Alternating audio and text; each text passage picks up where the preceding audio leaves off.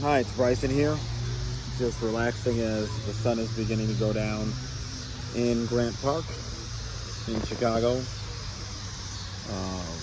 right by the Buckingham Fountain. Some people who watch sitcoms in the 90s may know it as the Married with Children fountain. But today I'm just going to kind of talk about how we live in this world with so many limitations on what we think we can do as a society. And so the title of this video is going to talk about how we as a society, we can have any society that our imagination can visualize.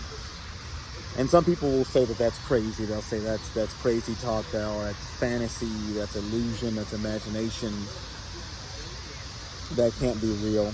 Well, I'm pretty sure that the people who were segregationists in the South, or people who were slave owners in the South, and other types of oppressive systems around the world, the people who followed that status quo, when they were told that needed to end and that should end and that there could be a world where that would end, they probably told the people who told them that they were crazy. And so what people don't realize is that we as humanity, if we can believe it, we actually can achieve it, and we can create any society that we can imagine. We can have a society where poverty is a thing of the past. We live in a world that is bountiful. Why does poverty exist? It doesn't even make any sense. But it's because we're not at a level of consciousness that is making us aware of what is going on with all of us and what is haunting all of our shadow side, that is acting collectively in a way that is creating a phenomenon, a spectacle that is preventing us from having the world we can imagine in this world.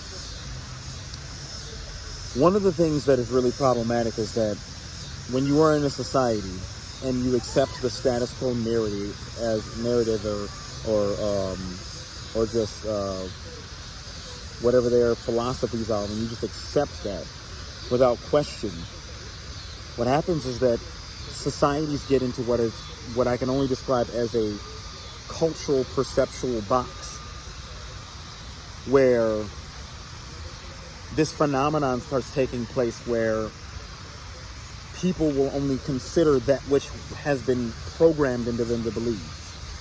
And this has been happening to all of us, all of our lives. We from the day we were born, we started getting programmed by our culture, by our society. Education reinforced it. Media reinforces it. Marketing reinforces it. And we all sit here in a society where there are all these inequities. We have a totally corrupt political and economic system that's just overtly corrupt, and everybody knows it is. So it's like, okay, if everybody's consciously aware of it, why is it still this way? It's because we don't believe anything better can be done. So we sit here and just accept nonsense to continue on. Just like the people who didn't believe desegregation could become a reality, because they live in a limited framework of consciousness. And it's like the best way I can describe what is going on is it's like a computer virus that has taken over the collective consciousness that makes us believe certain things can't be possible. I don't care if somebody thinks I'm crazy. It is absolutely possible to have a society where people have universal basic income, free market capitalism, and universal health care. These are all possible because the world is not a zero-sum game. We need to get out of this mentality, this survivalist, fear-based, fight, flight, freeze mentality that somebody else has to lose for somebody else to gain. We can have it all.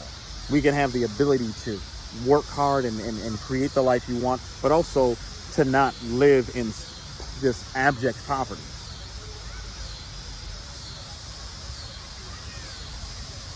So once we realize that we can have everything we want, we can get out of this nonsense. And unfortunately, It's like what Michael Jackson said. It starts with the man in the mirror. Everybody has to, or the woman in the mirror, everybody has to make the change with themselves first, so that we can all collectively bring about a reality that would just blow most people's minds who may be watching this video. How do you think in Kemet, also known as ancient Egypt, they were able to construct what is still to this day the most massive man-made object in human history?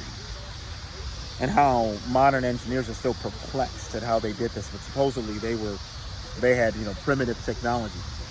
Well, this is because ancient Egyptians, Kemet, they had a higher level of consciousness than us. So they were able to achieve things based on the collective belief it could be achieved.